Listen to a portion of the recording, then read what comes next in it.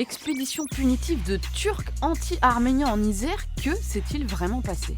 Les vidéos ont énormément tourné sur les réseaux, des images où on voit une centaine d'hommes envahissant les rues à Vienne en Isère, accompagnés du hashtag Vienne et de nombreux commentaires. D'après les premiers tweets, il s'agissait de jeunes Turcs partis en expédition punitive contre des Arméniens et les images diffusées sont effectivement impressionnantes. Vous êtes où les Arméniens? Vous êtes où? Les voitures de police reculent face à la foule, on entend des pétards et des insultes contre les Arméniens. Et ce n'est pas un fake, ça se passe bien en France et bien à Vienne puisque les rues de la ville sont reconnaissables.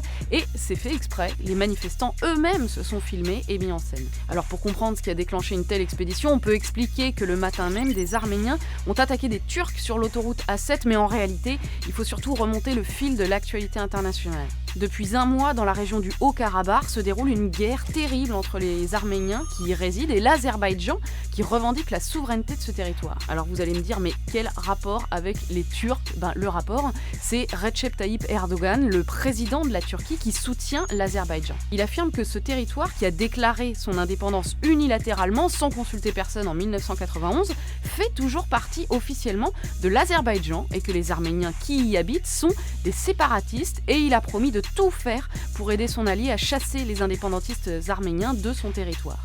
Un message qui est évidemment arrivé jusqu'en France où vit parmi la communauté turque un bon contingent de militants pro-Erdogan.